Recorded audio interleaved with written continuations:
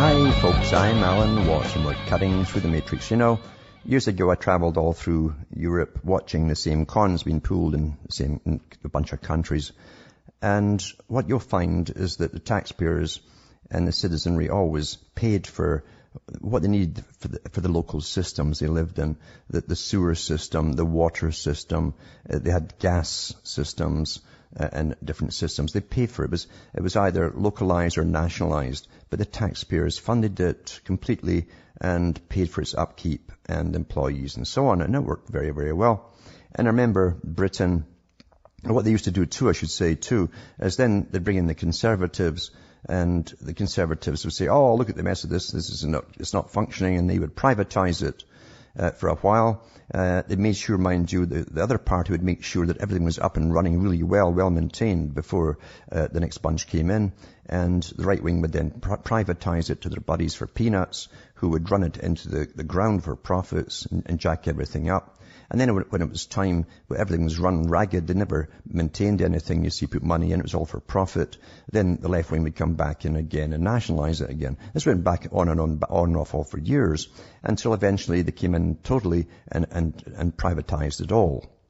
But it's a strange new privatization. It's called public-private partnerships, where the private company takes all the profits and the public pay for the upkeep of it, you see, and you rent the use of it. So it's a great con, and all countries do this, you see. And I got a letter here from someone in Idaho. I know him very well, and he works for the government there, the state government. And he says here, the city is talking about privatizing the sewer and the water. Of course, they will be able to run it more efficiently, they say, blah, blah, blah. That's his words.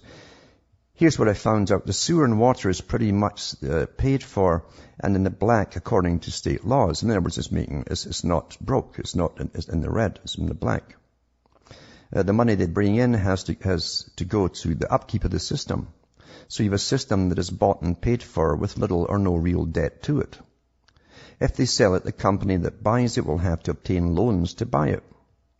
For them to buy it and to sell water to you and sewer services, the cost of running it will involve servicing a new debt. There's a profit motive to go with it. In essence, we have a water service that is bought and paid for. If it is sold, we have to pay for a system that is now already paid for. While the city and county will recoup the money from a sale, it means that people using the water will have to pay for the system all over again. You get the added bonus that it could be a European company that buys it. So you have any problems, you can't complain to your elected leaders. And they love that. So that's true. You know, well, we can't help you, you know. It's owned by those guys in Japan or wherever. It says it's a remortgaging of the water service for a multinational corporation. How does it get any better than that? So now I remember too, in Britain they did it. And they're pushing the bills through to nationalize the water system that all belong to the peoples, supposedly. And a few MPs put it through. They all became sirs and lords. And they left immediately after the bill was passed, and they just happened to have a company started who ended up getting the rights to pretty well the whole water supply of Britain. And then they went into the gas industry, and now they're going across the world, grabbing everybody's water and gas. Well backed by the city, you know, this city of London, you know.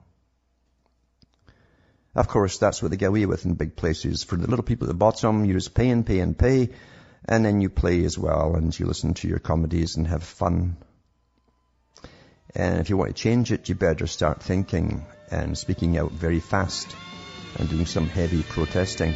From Hamish and myself from Ontario, Canada, it's good night to me, your God, or your gods go with you.